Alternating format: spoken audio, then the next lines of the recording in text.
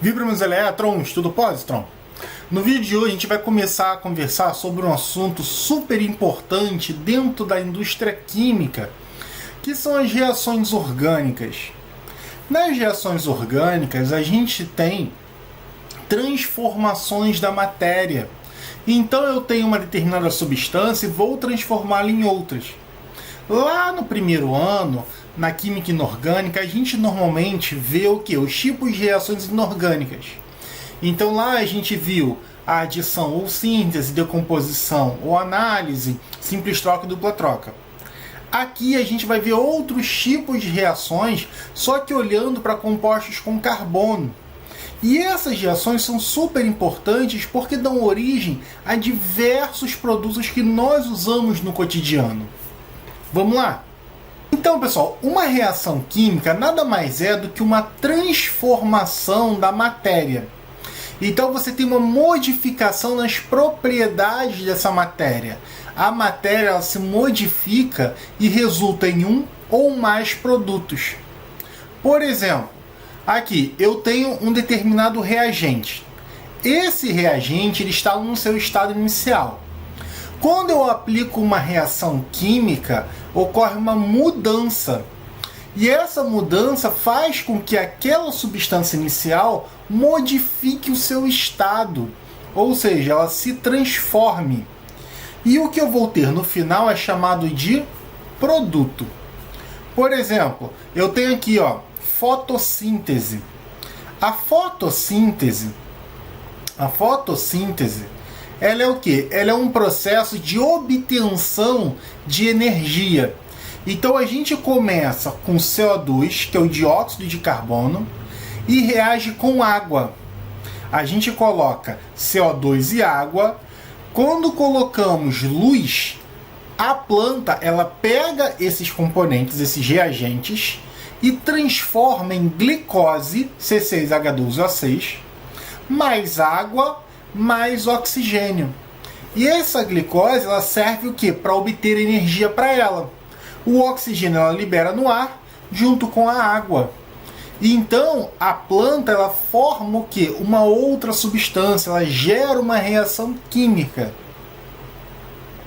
E essas reações elas podem dar origem a diversos produtos. Por exemplo, o sabão. O sabão ele pode ser produzido através de óleos e gorduras reagindo com soda cáustica. Outro exemplo, a TNT, trinitrotolueno. A gente tem reações onde eu posso colocar, por exemplo, um benzeno e esse benzeno reagindo com ácido nítrico, formando o TNT. A gente vai aprender isso para frente. Nós temos, por exemplo, a produção de plásticos. Então, quando a gente tem a transformação do petróleo no plástico, a gente está quebrando e está formando novas ligações. Então eu posso transformar um alcano num alceno. E os alcenos são a matéria-prima da maioria dos compostos plásticos.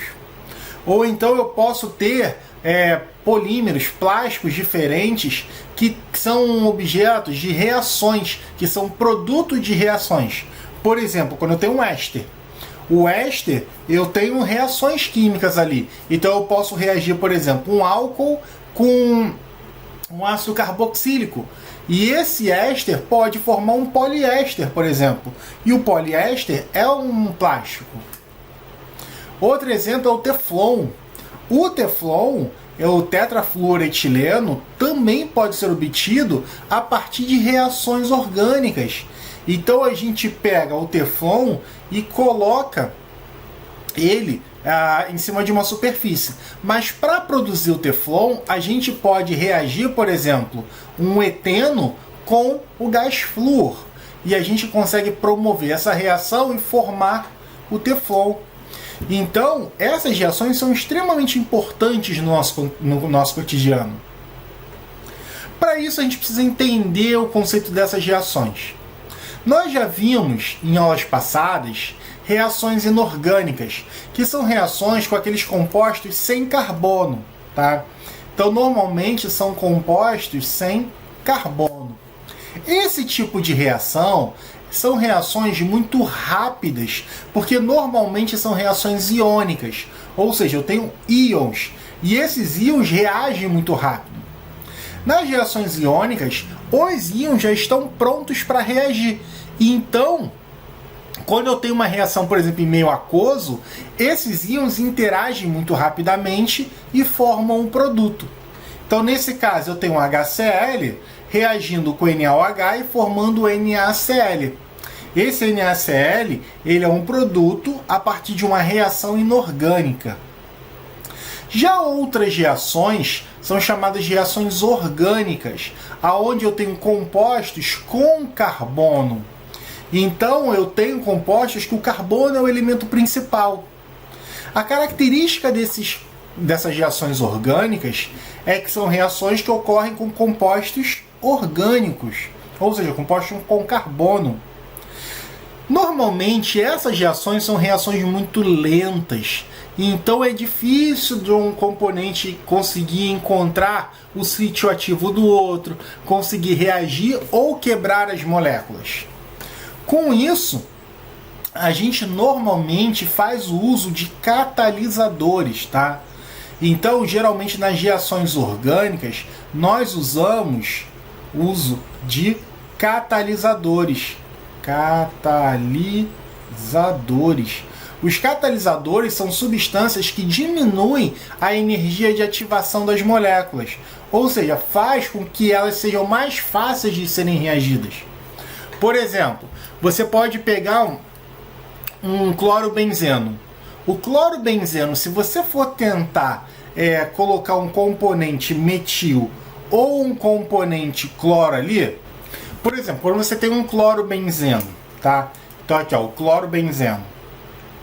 O clorobenzeno, quando você tem e você quer, por exemplo, colocar um grupamento metil, esse grupamento é muito difícil de entrar, é muito difícil, porque ele é lento, ele é muito lento. Essa reação pode levar, por exemplo, 80 dias. Então, é inviável ficar 80 dias para colocar um grupamento ali. Então, o que a gente faz? A gente pode usar catalisadores. No momento que a gente usa um catalisador, por exemplo, a LCl3, ele facilita muito essa reação. Então, o que demoraria 80 dias vai demorar alguns minutos ou alguns segundos. Então, o uso de catalisadores é extremamente comum dentro das reações orgânicas. Essas reações, elas são promovidas pela quebra e formação de ligações químicas. Então, nós temos ligações moleculares que são quebradas e outras são formadas. Grande parte dessas reações orgânicas ocorrem do tipo de reação ácido-base. Ou seja, são reações onde eu tenho alguém que doa ou recebe hidrogênio ou alguém que doa ou recebe elétrons. Então nós temos uma teoriazinha por trás, que é aquela teoria ácido-base, que fala, por exemplo, Arrhenius, que ácido é um componente que doa hidrogênio e base é um componente que doa hidroxila. Para Bronsted-Lowry, eu tenho que ácido é um componente que doa próton e base é um componente que recebe próton.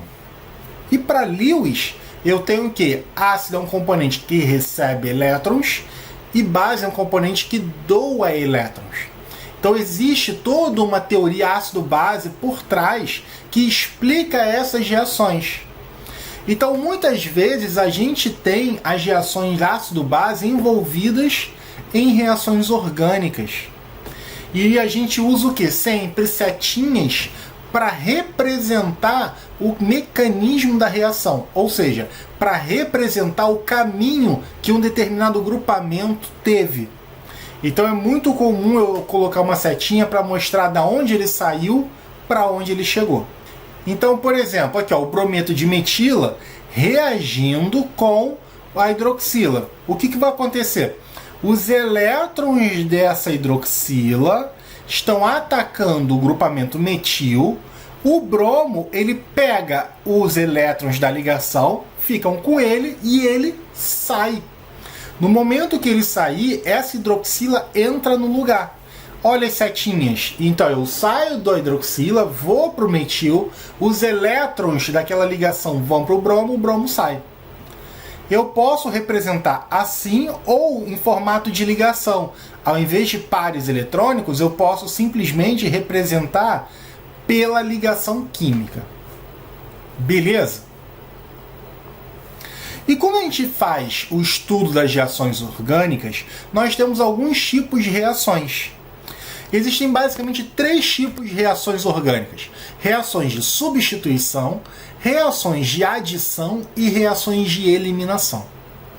As reações de substituição são quando eu troco um componente por outro dentro da minha reação, dentro do meu elemento, da minha substância. As reações de adição são reações que eu simplesmente incorporo outros elementos, outros átomos dentro da minha molécula. E as reações de eliminação são quando eu elimino, quando eu jogo fora uma pequena molécula. A gente vai ver um por um bem devagar.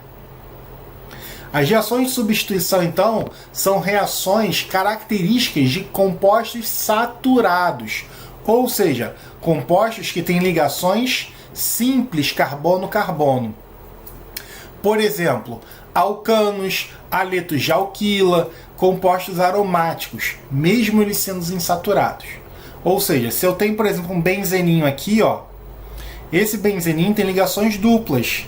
Mesmo tendo ligações duplas, eu consigo fazer uma reação de substituição. A gente vai ver mais aprofundadamente na próxima aula.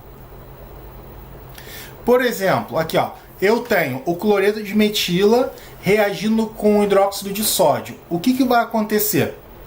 Eu quero fazer uma substituição. E então, o que vai acontecer aqui? Ó?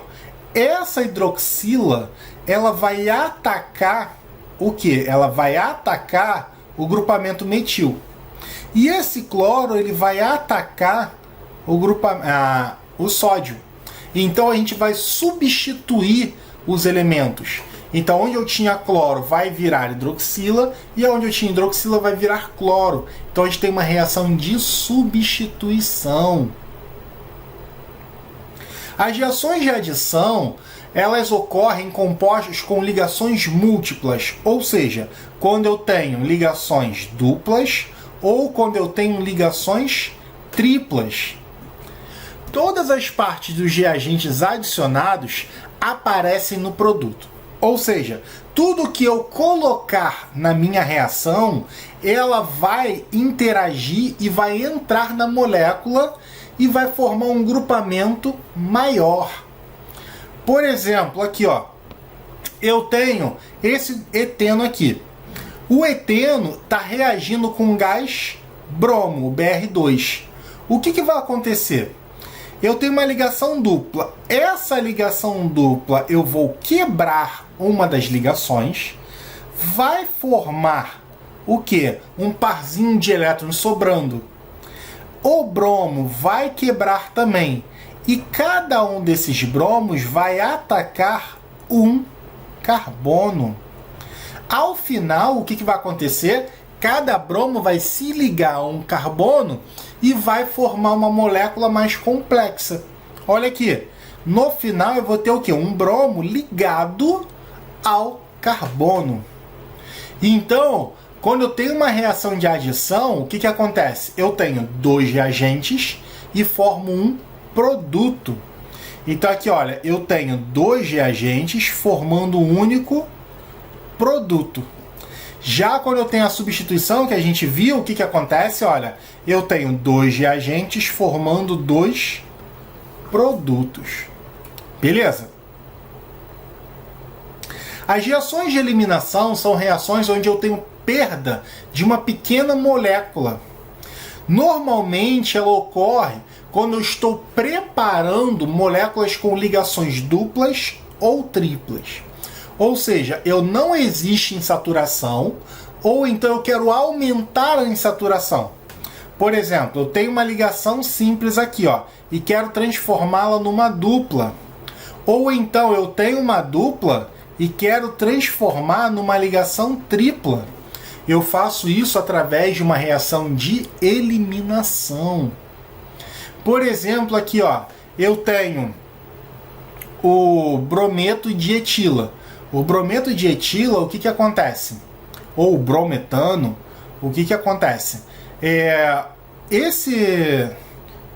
Esse componente, eu vou arrancar, eu vou eliminar uma molécula pequena. Que molécula é essa? Olha, esse bromo ele vai reagir com o hidrogênio. E no momento que ele reagir, ele vai sair. O que que vai ocorrer? Vai ocorrer que esses elétrons, esse carbono vai ficar com elétrons sobrando. E então, se vai ficar com elétrons sobrando, eles vão fazer o quê? Eles vão compartilhar esses elétrons. E no momento que ele compartilhar os elétrons, ele forma uma ligação dupla. Então você forma uma insaturação a partir da perda de moléculas menores. Então aqui, resumindo, reação de substituição, eu tenho o quê? Eu tenho 2 reagentes e 2 produtos. A reação de substituição, ela é formada pelo quê? Normalmente compostos saturados ou aromáticos. Já a reação de adição, eu estou fazendo o quê? Eu estou pegando 2 reagentes e estou juntando. Então eu tenho 2 reagentes formando um produto. E a reação de eliminação, eu tenho um reagente que se quebra em 2 produtos. Então, um reagente que forma 2 produtos. Beleza? Pessoal, então é isso. No vídeo de hoje a gente fez uma introdução sobre as reações orgânicas. Vimos que são reações que acontecem com compostos com carbono e normalmente são lentas. Por isso que usamos catalisadores. E vimos que existem 3 tipos de reações orgânicas: substituição, adição e eliminação. Muito obrigado, até a próxima. Beijos no elétron!